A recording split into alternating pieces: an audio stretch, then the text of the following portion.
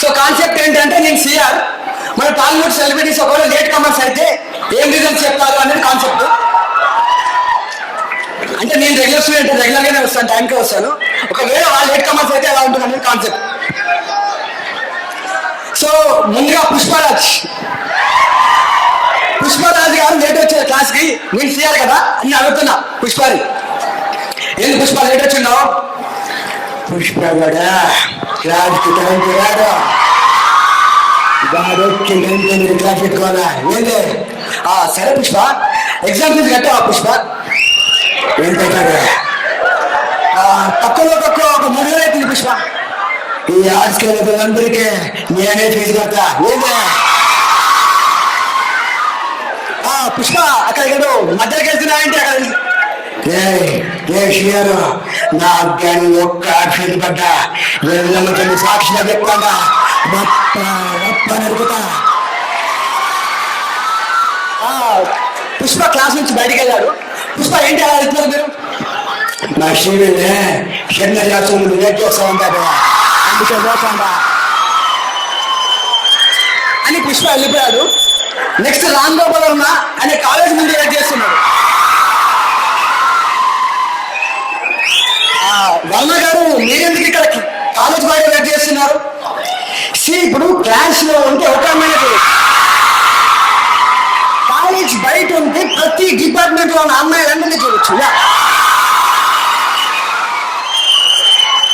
సరే వర్మ గారు, మరి మీకు ఇంతకీ ఏ డిపార్ట్మెంట్ అమ్మాయిలు ఇష్టం? ఐ థింక్ నాకు psychology, English, journalism, Telugu, Hindi, English, linguistic, archaeology, history, ఇలా ప్రతి డిపార్ట్మెంట్ అమ్మాయిలు నాకు ఇష్టం. సో అన్నట్టు మర్చిపోయాను, ఈ అందమైన అమ్మాయిలతో నేను అందరితో ఒక షార్ట్ ఫిలిం చేయబోతున్నాను. అది ఈ సిఆర్ అందరూ మీకు ప్రమాణం చేసి చెప్తున్నాను. సార్ మీరు సినిమా చేయడానికి మామూలుగా ప్రమాణం చేస్తున్నారు సార్. సరే మీరు ఎప్పుడైనా ఇచ్చిన మాకు నిలబడారు కదా. సరే నెక్స్ట్ విజయ్ దేవరకొండ కూడా లేట్ వచ్చాడంట. విజయ్ దేవరకొండ గారు మీరు ఎందుకు లేట్ వచ్చారు? మొదటి సంవత్సరంలో పిల్ల చేరింది, ఆ పిల్ల కోసం ఏంటి శాస్త్రం ముందు వచ్చేసిన. ఆ పిల్ల అంటే నాకు ఇష్టం, ఆ అమ్మాయిని మినహాయించి మిగతా వాళ్ళు మా ఇష్టం, మీ ఇష్టం. అరే ఇంకా చేసుకుందా చేయాలి. ఎన్నడూ దుస్తులు ధరించింది, 5 వస్తాం గులాబ్ జాము. సో కొందరు చెప్పింది కదా ఆ అమ్మాయితో జాగ్రత్త, మీరు దూరంగా ఉండండి. నెక్స్ట్ మోస్ట్ ఇర్రెగ్యులర్ స్టూడెంట్ ఎవరంటే ఎస్జే సూర్య, గేమ్ చేంజర్ మూవీలో ఉంటారు కదా. ఆయన మోస్ట్ ఇర్రెగ్యులర్ స్టూడెంట్. ఆయన అసైన్మెంట్స్ రాయడు, పీపీటీ చేయడు, ఇర్రెగ్యులర్ స్టూడెంట్, అసలు రెగ్యులర్ రాడు. సూర్య నువ్వు ఇలా అయితే నేను అడ్మిట్ చేయలేదా? ఒకటి అడ్మిట్ చేస్తా అని చెప్పు, చెప్పు అది వదిలేసి అసైన్మెంట్ వస్తే అడ్మిట్ చేస్తాను, రెగ్యులర్ గా వస్తే అడ్మిట్ చేస్తాను, పీపీటీ చేస్తే అడ్మిట్ చేస్తాను, మళ్ళీ మళ్ళీ కలుపుతున్నావు.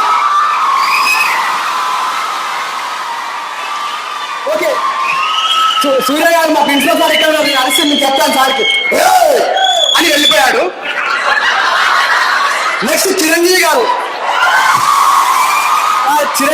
క్లాస్ లోకి రాకుండా ఎక్కడెక్కడో తిరుగుతున్నారు. చిరంజీవి గారిని పలకరిద్దాం.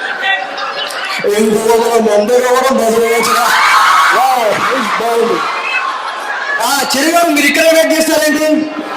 విజయ్ శాంతి కోసం వెయిట్ చేస్తున్నా. ఓ అవునా, సరే విజయ్ శాంతి ఎక్కడుందో తీసుకెళ్తాను, వస్తాను. ఓకే ఇప్పుడు నుంచి రోడ్లోకి వస్తారు. పవన్ కళ్యాణ్ కూడా లేట్ వచ్చారు.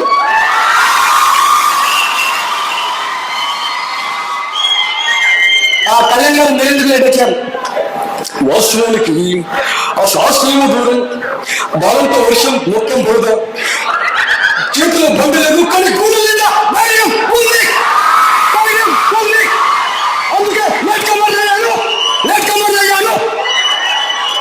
సరే వీళ్ళు వెళ్ళిపోయారు. నెక్స్ట్ దశావతారం మూవీలో బామ్మ క్యారెక్టర్ ఉంటుంది కదా, ఆ క్యారెక్టర్ కూడా వచ్చింది క్లాస్ కి. బామ్మ నువ్వెందుకు క్లాస్కి వచ్చావు?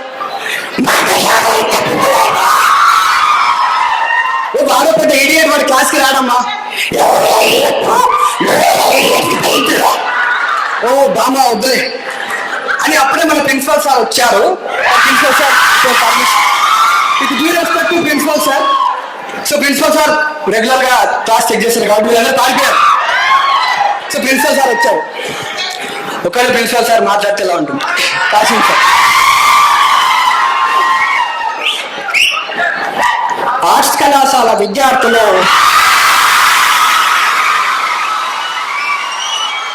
యాన్యువల్ డే చాలా చక్కగా చేస్తున్నారు. మొన్న నేషనల్ కాన్ఫరెన్స్ కూడా చాలా చక్కగా చేశారు.